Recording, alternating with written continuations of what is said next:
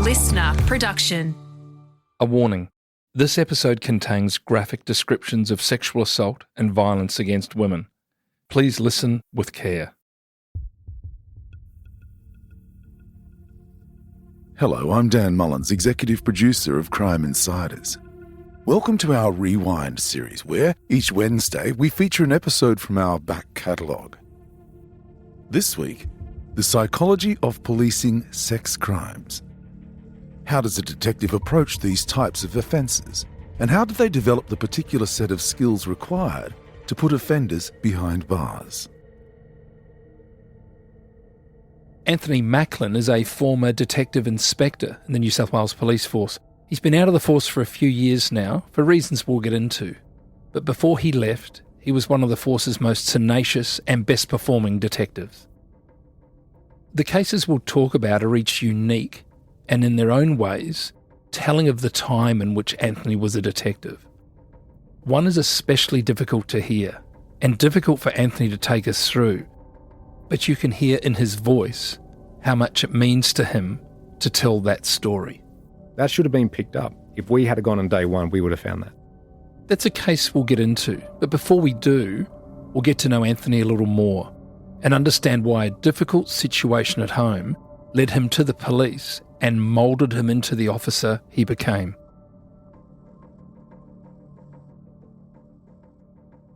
Let's take it back right to the early days, Anthony. I'm always interested in having a chat about, the motivation to join the police. We were chatting off air and you mentioned that a motivating factor for you is there's domestic violence within your childhood home, Anthony. What is it about that growing up in that environment, if you're comfortable talking about that? Look, let me say, first of all, the offender in my instance was not male. And that's often the thing that people believe is if it's DV, it has to be a male offender, and it wasn't. So it was your mum? Yeah. And look, in that instance, I think the thing that people don't understand about DV is that lived experience of it's 24/7.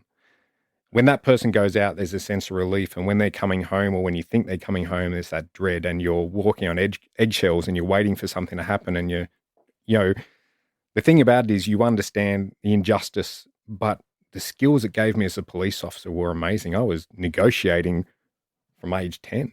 I was trying to bring her down from being super angry and when work them around. I was looking at the body language to see what was coming next. And that's the thing that I felt helped me as I became a detective, as I joined the police, but also gave me that sense of I didn't want other people to have to live through that. And when you feel like you're being oppressed, when you feel like someone's got the ultimate power over you and there's no one to turn to, it's really tough. Yeah. Anthony, we like talking about specific cases, and in an 18-year career, there would be a plethora of stories and cases that you could share with us. I think you're connected to the State Crime Command and the Sex Crimes Unit. Yep. Am I using that right sort of terminology around that? Yeah. So it's a State Crime Command, Child Protection and Sex Crime Squad. You're in a unit that can then be deployed to assist more local commands. Yes. That's how right. that works? You are the authority on investigating sexual offences and child protection matters across the state. There's a case that you're involved with, which I won't use the language you use. I'm just going to say it still gets under your skin. Let's let it sit like that. It's a case where I think you said in hindsight you could have or should have gone harder, or whatever the case may be. It's a serial sex case, a sexual assault, serial rape case here in New South Wales. Can you walk us through your involvement with that one, Anthony? I transferred into the State Crime Command, Child Protection and Sex Crime Squad in 2008. It's the type of squad where you have to be a designated detective to go to that squad. A lot of the sergeants are ex-homicide. There's some really good people in that team, and people I learned a lot from, to be sure. And I went there because I don't think there's much better work than chasing after pedophiles and sex offenders, and serial sex offenders at that. I mean, don't get me wrong, all police work is good, but that's the one that speaks to me. And I spent a lot of time doing on-call, and as the on-call team, New South Wales Police have in their computer system this thing called significant events. So anything that's like a strictly indictable offence or a whatnot gets tagged, and you can log on and read those different reports. And your job as the part of the on-call team and just part of professional knowledge is to basically check every sexual assault that comes through. Every day you'd read every sexual assault offence and you start to get an understanding. And look, Brent, you've worked in sex crimes. You know what it's like. It's almost formulaic. You can read the narrative in the events and understand where it's going. And one day I'm looking at this particular event and it happened in my previous command. So I know the investigator and it's got a particular modus operandi, which is I've never seen before. The thousands of cases and instances of sexual assault I've seen, I've never seen before. So, Anthony, modus operandi, when we're talking about that, we're talking about the method of operation by the offender. And in this particular case, it was very specific, very unique, almost jumped off the page at you.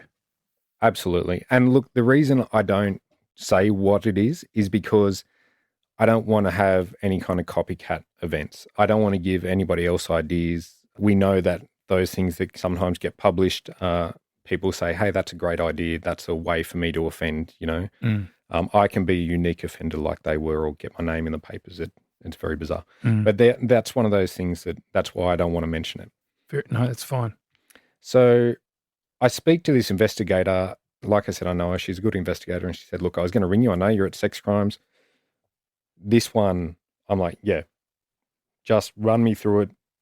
This is so unique. I reckon I can get this across the line. I reckon we can get a team out there. That was a stupid thing for me to say. Because I've offered help thinking that, of course, we're going to go help because we're sex crimes. So I take this up to the inspector. The inspector's standing next to the superintendent that runs the squad.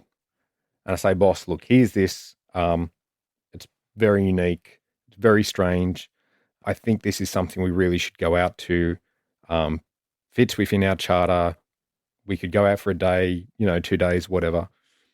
And he says, no, I read that one. That's the one where she came from the pub. I'm like, no, she'd been to a friend's place and she's, in a park. And he's like, oh, yeah. No. That's just someone that knows it. Don't worry. We're not going out to that one. I'm like, I'm kind of taken aback. I'm like, you don't even know the details of the offence I'm talking about, and you're telling me I can't go.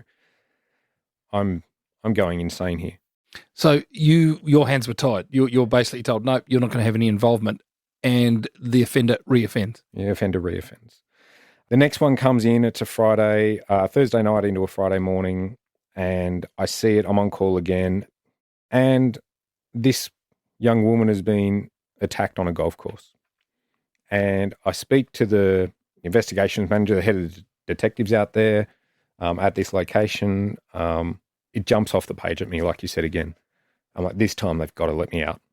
So I go back to them and I say, look, here's this one. It is so close to the other one. It's almost exactly the same. Let's go. By that stage, like, oh, they hum and ha about it. And then we start shift at like 7 a.m. there. It's 12 midday. They're like, oh, yeah, you can go out there and just help them for the rest of the day. So, 5 hours, help them with a canvas. A canvas being a door knock? Door knock, yeah. And I don't love doing a canvas, but anybody that's been in the Ds knows you get some great evidence from that. So I'll do it. I don't care. I just want to get after But it's not a great use of resource, I would suggest, from the state command to send a qualified detectives to go and knock on doors, which is probably in a case like this, you'd be getting young uniformed constables almost to be filling that role. Yeah. And the thing is, I grabbed one of the other good guys out of the office. He was on call with me and, we head out. We found in that canvas the guy that saw the offender. And he says, this was last night about this time? I'm like, yeah. He said, I saw that guy. I'm like, what makes you say it's that guy? He said, well, I saw a young girl go past and I was putting my bins out. And he lives opposite a golf course. And he says, I saw this guy on the other side of the street. Not many people walk down there. And he said, he's kind of stalking behind the cars. It was really weird. And he said, I just did that thing. I walked back inside. I closed the door. I didn't think about it. He said, and I meditated on it for a couple of minutes. I grabbed my cricket bat and I ran back out there looking for him because I just knew he was up to no good. And, at that time, they'd actually traveled deep inside the golf course and she was being offended against. And that's there's a guy that's so keen to help so close, yet so far away. And And you spoke to him. I spoke to him. And then after you did that half a shift there, you were told that's it, no more involvement. No more involvement. So after that, I'm pretty riled. But again, it's a command organisation. Orders flow from the top. You follow orders. Anyway, I think I went on leave. I came back and I was going through the offences that had occurred because I'm looking for this again. And this time I find an offence on the North Shore where a woman was seemingly followed off the bus, walks into a block of townhouses, into the courtyard of the townhouses, to her home and gets attacked practically metres from her front door. She's sexually assaulted. Mm. The exact same methodology is there. Okay, it's on the north side, but it's still close to waterfront. Similar age, female, similar MO. I'm dying. Like I'm livid. And again, I'm like, can we go out? Can we do something about this? No. You can't. Time's gone. Okay. I go home and on my day off, I put together a spreadsheet and I pick out 21 different indicators or points that show a progression in the offending or the exact same methodology or signature or something else. Just on that, the knowledge that you have and your knowledge of these three cases now, you've sat down and identified 21 individual, it's a combination of profile, signatures of crime scene, methods of operation, which would all point towards similar fact evidence in all three of these cases. There's enough there to not just arrest, but pretty much get a conviction. Yeah, I thought so. So this is offence number 3, but it continues. That's right. And look, at number 2, it's a serial.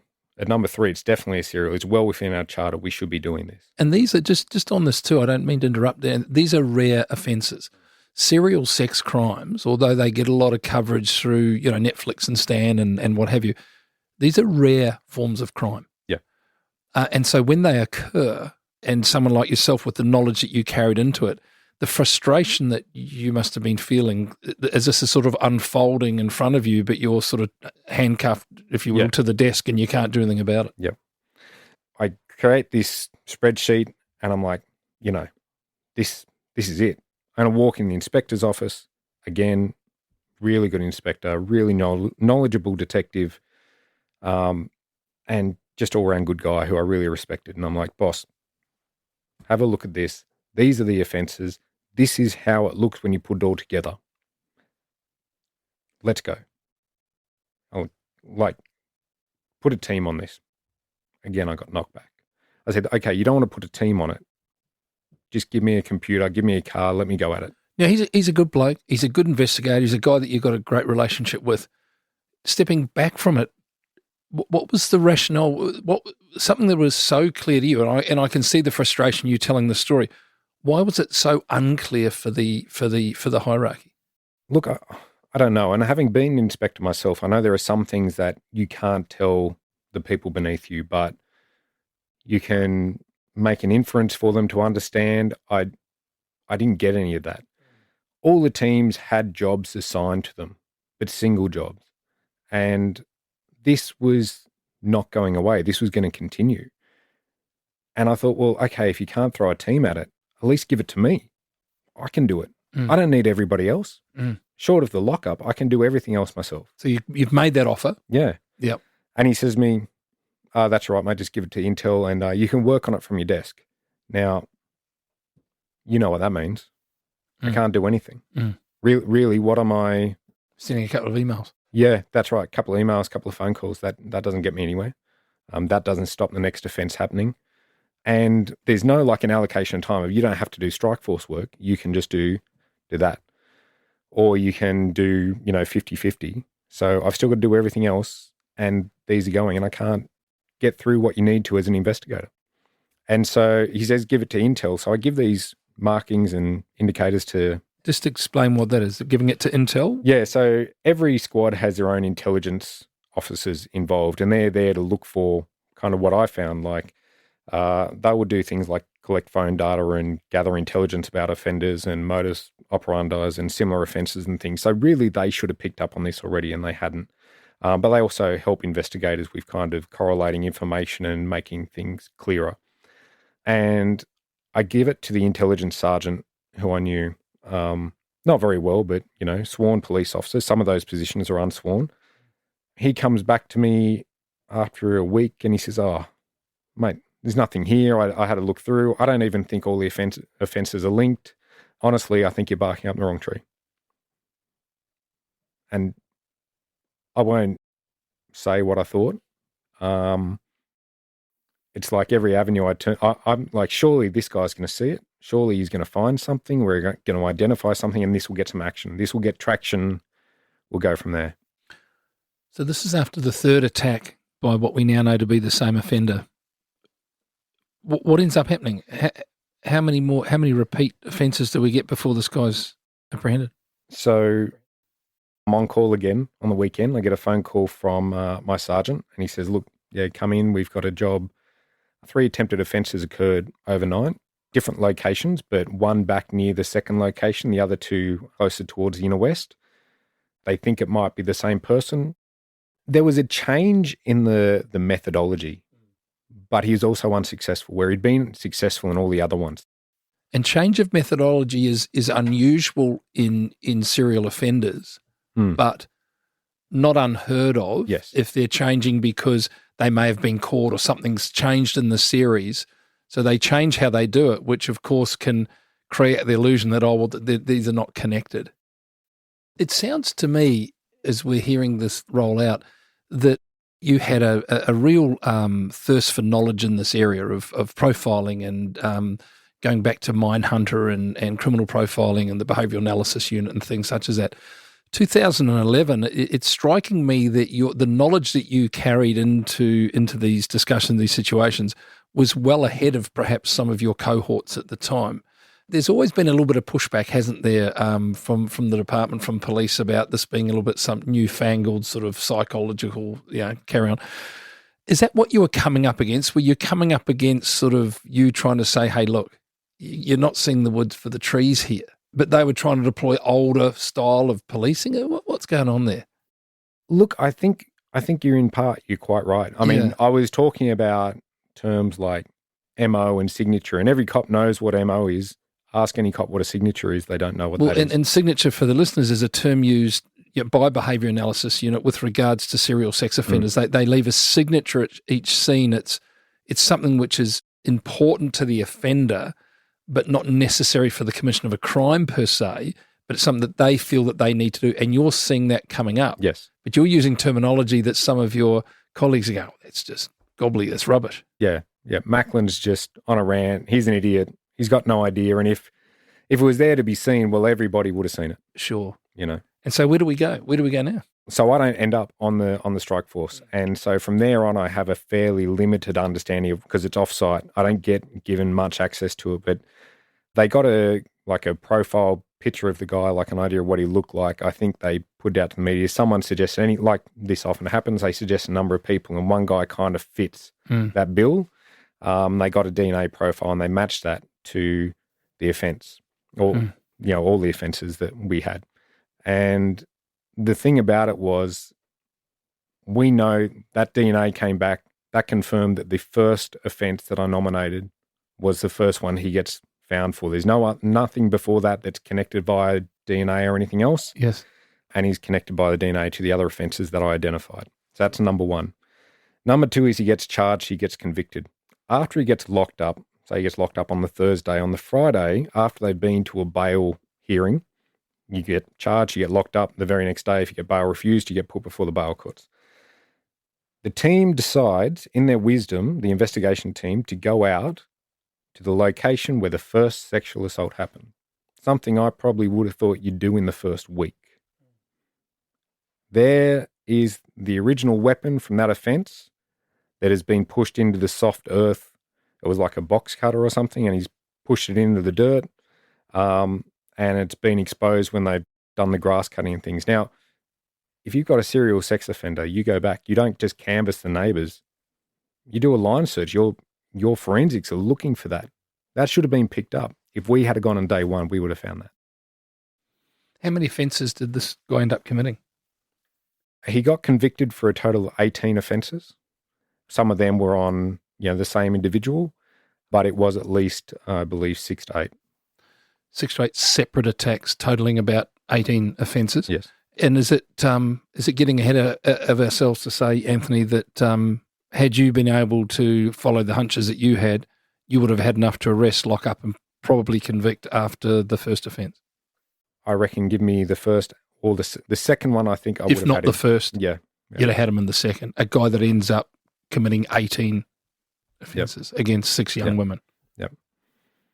You made mention earlier, you went on to take on the rank of inspector, detective inspector in the New South Wales Police. I'm sure you carried with you into that rank some of the frustrations of a young, forward-thinking, smart, intelligent investigator that sort of hit a brick wall. You must have carried some of that into your role as an inspector to try and ensure that those beneath you didn't experience the same frustration. Yeah, look, I don't know, you probably have to talk to the guys that worked for me, but I always tried to do my best to help educate them and give them that knowledge. I remember sitting in the detectives course asking myself, why was I not taught this stuff in the academy? I could have done so much better had I have known some of that stuff, and some of it seems relatively basic. Look, as an inspector, as a sergeant, your job is to look after the team, but you've got a responsibility to the community, and the community are only as safe as the experience and the knowledge of the team that's around them, and their motivations and their qualities. And everybody's got different qualities, but you want them to be kind of like a dad. You want them to be better than you. And the benefit was, we were talking about before, was, when you're in the presence of someone, New South Wales Police have some brilliant detectives, when you get to work with them and you're a young guy coming through and you see how they operate, that's amazing. You just sit there like a sponge and try to absorb what you can. Coming up, what can happen when police fail to convict an offender and that offender finds out where the investigating officer lives?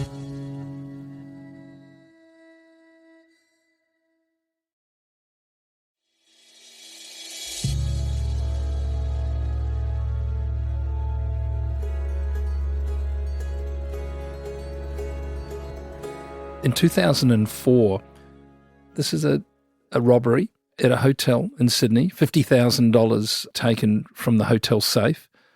Walk us through that case. Yeah, look, I think there's a couple of points to this that people should know, and that is, first of all, when you go into a detective's office, you don't just start out as, hey, you're a detective. You're earning your wings, so to speak. You've got to prove to them that you've got the skills. They've got to decide whether they like you, and then they put you forward for what we call in New South Wales a bull ring, like a panel interview where you've got to get through.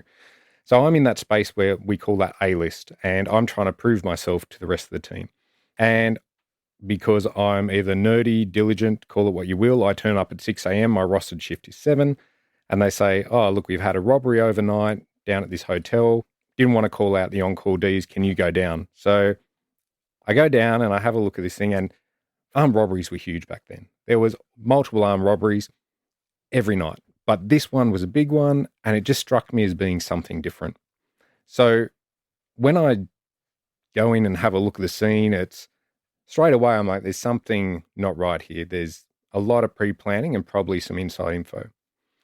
There's like a massive set of keys that he's found, but he picks the right key and the right door. There's like 3 doors that all look the same back of house, and he knows exactly what to do and exactly how to get in the safe. So from there, we start talking to the manager, and you would have experienced this, I'm sure, in your policing career. In mine, you find these people, these witnesses or victims, they're like, oh, I think I know who did it. And your automatic reaction is almost like, okay, whatever. Hit me with it, I doubt it. And the manager raises a name to me, and he says, I think this guy did it. I'm like, okay, why do you think? And he says to me, well, look, he knew exactly where to go. I'm like, okay, that's a good point. He recently left us, got sacked. His girlfriend was working the night before. She still works there. One of the other guys who was on was close friends with him, and he hates me. And honestly, I think I recognize his voice. So I think I'm on. This is an armed robbery. And the guys coming in are obviously balaclaved up or something such as this. Balaclavas, gloves, guns. Whole 9 yards. And you're talking to the guy that was, I'd imagine, held at gunpoint. And Yes. Give us the Yep. keys. Right. Okay. Yeah.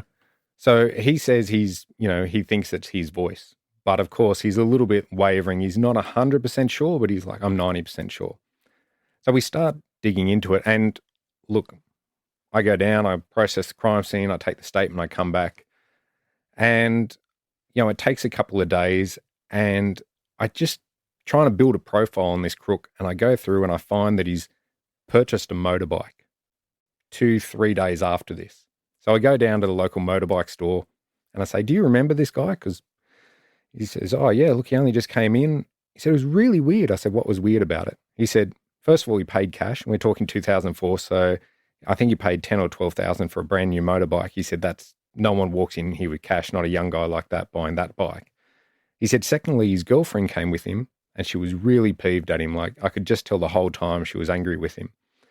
Now, the thing is, once I started delving into his banking records and his employment history, it was very clear he didn't have the money to be able to do that.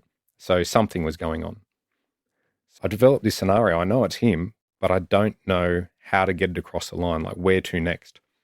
And one of the senior officers says to me, look, get his statement, get a witness statement from him, because he was employed there. So I get the statement, thinking I'm doing everything right. And this guy says he's somewhere completely different to where we can show he was. So I'm pretty certain that things are going well here. I've got him putting himself at a different location. I can prove where he is. All those kind of points are coming together. Proceeds of the crime are able to be seen. We do a search warrant, get that, take the bike that he bought, get some similar clothing and things. Not 100% identical, but similar items. We never recover the firearm in the search warrant.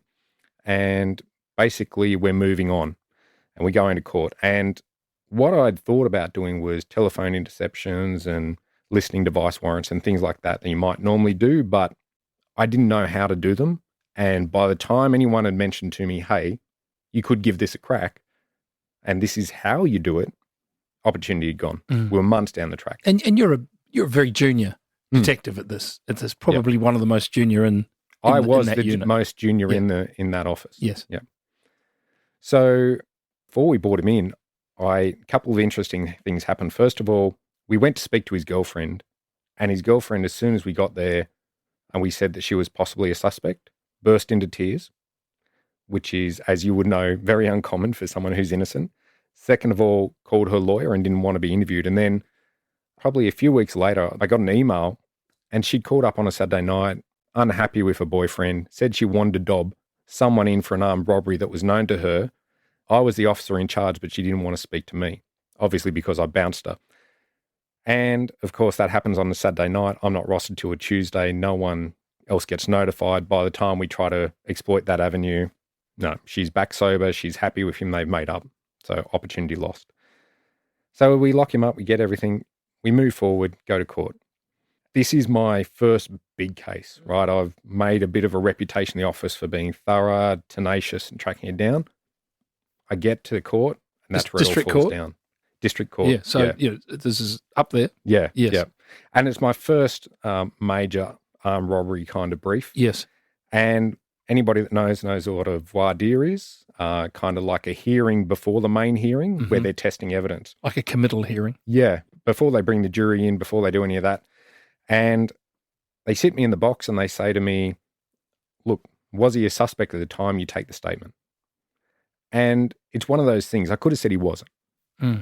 There was no way they could prove that he was. They could make an inference, but they couldn't prove it. But what separates me from them? I have my own dignity and faith and things that I have to abide by and my own level of integrity. So even though I know this is going down a bad path, I'm like, yep. He was a suspect. He was a suspect in my mind. And so that means because he was a suspect, the statement had to be thrown out. The reason for that would be you've interviewed him as a witness, but technically in your mind he's a suspect. That's right. And so the statement in essence was provided by him under false pretenses. That's what his defence counsel would say. He wasn't given making it inadmissible. 100%. He wasn't given the rights and the caution and knowing he was a suspect when he was making that. So that statement would have been taken without a caution. Yes. Yep. Which, yeah. So that goes. And then the next person they take in is the victim, who then decides, even though he was like, I'm 90% sure it was him on the voice ID, says, I don't know if it was him, and folds. And case gets thrown out. Yeah. The guy that's mentoring you through that, the senior person that told you to go and interview him, what's going on with that? Yeah, the funny thing is, he's a fantastic detective. Right. Still in the job, very well known, but it's one of those things. I just think he had an off day or was too pushed at that time. But, look, everybody in the office was getting smashed with jobs. Yeah. In that time period, armed robberies were through the roof, ram raids were through the roof. Yeah, yeah. So he's juggling a whole lot of them, and he's just, look, go and interview him, get it done. That's right. I'm the annoying junior guy asking stupid questions. Yeah, but of course, in a courtroom where everything slows right down and 100%. All the pointed questions are asked. Am I right in saying, too, that when the dust settles on something like this, so you're sort of walking back in, tail between the legs, feeling like, goodness me, that was my first big one and I've blown it.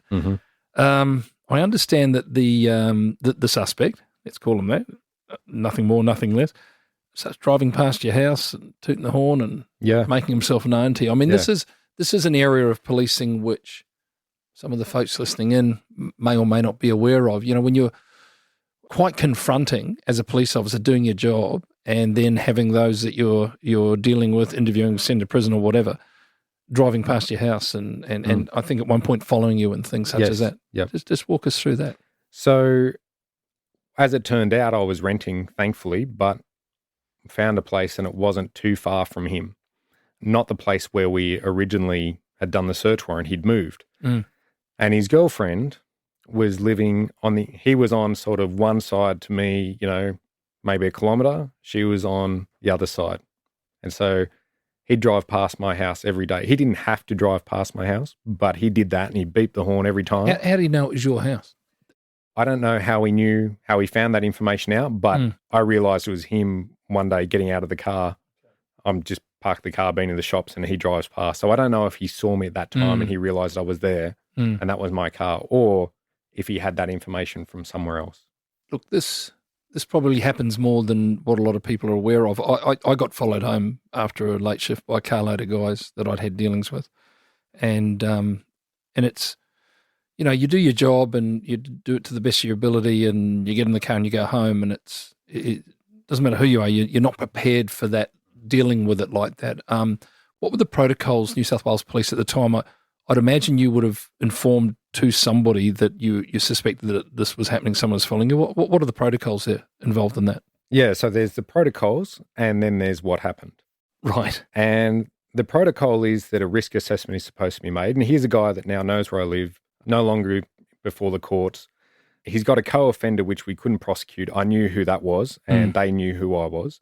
So now I've got two people that potentially know where I am. The protocol is a risk assessment is done. They might speak to the offender. They might look at setting up surveillance. But at the lower end, you've got, hey, we'll give you a radio. We'll give you extra security measures. At the higher end, you can take your firearm home and, because potentially someone's going to kick your front door in and shoot you or come after you. If they're doing an armed robbery with a shotgun, it's not a huge step for them to be intimidating police and, shooting up houses and doing things like that. So that's the protocol. However, I went to my boss at the time, the location I was working at, and I explained it to him. And he said, don't worry, mate. Happens. Just don't tell your wife. So you were married at the time? I'm married. We live together. She's also a cop. And now I'm like, okay, what do I do? How do I manage this for our safety? So, of course, he says, don't tell your wife. I'm not going to keep that from my wife because she needs to know what she's dealing with and what that looks like. I started putting my own security measures in place, trying to make sure the extra locks and doing anti-surveillance techniques on the way home. And you become hyper aware at home. I ended up with 2 guard dogs, like properly trained guard dogs. They were inside the house with us 24/7 because you don't know what's coming.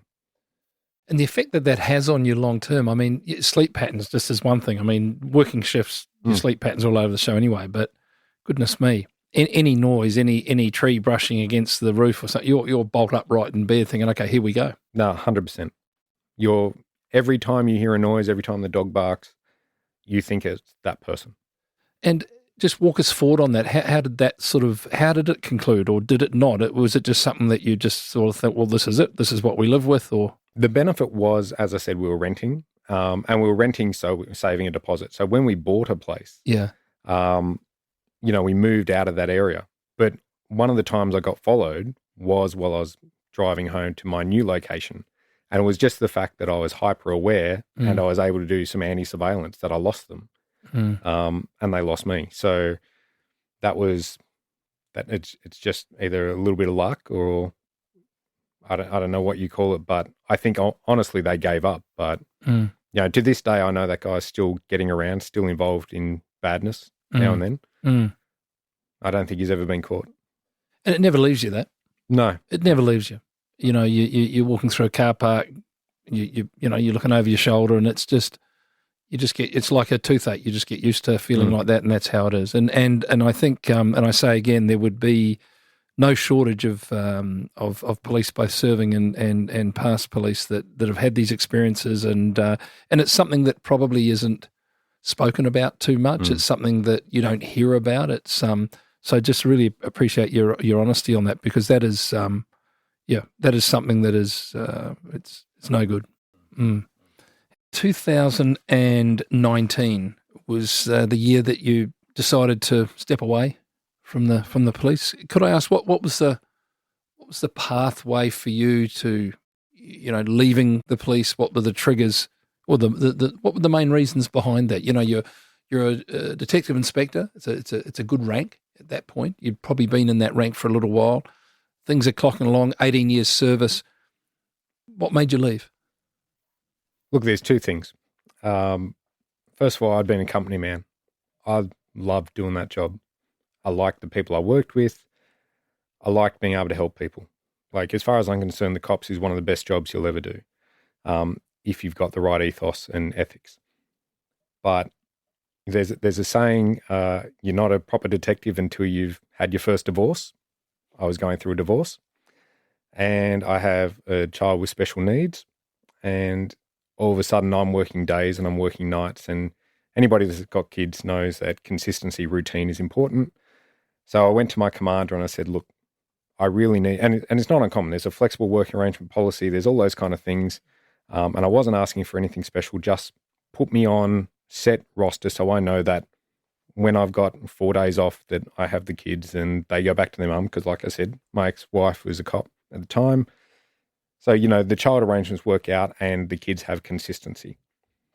Now, the other side and the other reason why I left the police is the politics. I'm not political. I don't care about who you're aligned with. I want to come to work, do my job, go home.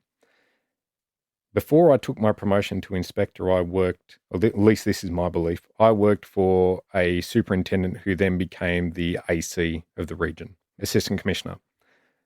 The person I went and got my inspector's position under was also one of that person's key competitors and was trying to win that job as well.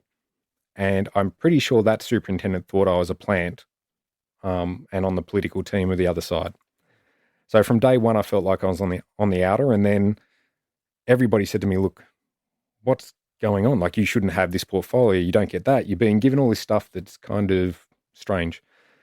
And I could tell the writing was on the wall with that individual, but, like any bad boss, you kind of ride them out. But then when it came to my family and I couldn't get the days off that I needed and things organised, nothing would work, something had to give.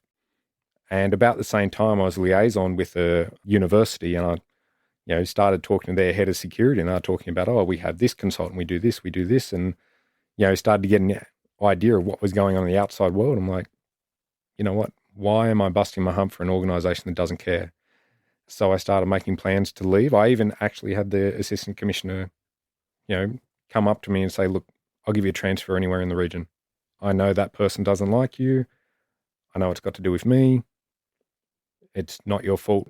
I'll move you. But by that stage, I still couldn't, it was still going to be a matter of managing the days off, things like that. I was still going to have to go in the team, get that covered off, and it just wasn't going to work. There was no way I could make it work, and family has to come first. So you stepped away. Yeah. And always these decisions, you never know quite at the time, do you, if it's right or wrong? There's always these two voices inside your head, but the proof's in the pudding. Looking back, best decision you've made at the time? Yeah, absolutely. Yeah. You don't realise how hard policing is until you walk away from it. Yeah. Get a couple of nights good sleep. Yes. You're a new man. And you're working now in the private sector, private investigations and things such as that? Private investigations, security risk management, threat management. So we do a lot of work with stalkers and things like that, still working to try to mitigate the risks of that. And the great thing about that, of course, is those 18 years of experience and all the stuff that we've spoken about here today, you're now able to channel into this business that you run without all perhaps the politics and malarkey going on up above you. Every police officer's dream. Yep. Look, I only pretty much hire ex-detectives and guys we know are good. Yes. I get to work with a great bunch of people, and we put into action, and we still help people, and that's what I love about our job. Fantastic, Anthony. It's been an absolute pleasure to meet with you, and I want to thank you for taking the time out of your busy schedule. You run a business. There's a lot going on. Thanks for dropping in for a chat, and thank you also for your honesty and for providing the listeners with such an insight, such an honest insight into your time, New South Wales Police. And thank you just so very much for your service. It's been a pleasure to meet you. Thank you, Brent. Thank you for having me on the show. Thank you for all those that listened and got to the end. But look, it's been an absolute pleasure to talk to you, and I really appreciate it. That's all we have time for in this Rewind episode. If you know someone who loves true crime, recommend our series to them. And check out our favourite clips. Search Listener Crime on TikTok or Instagram. I'm Dan Mullins. Thanks for listening.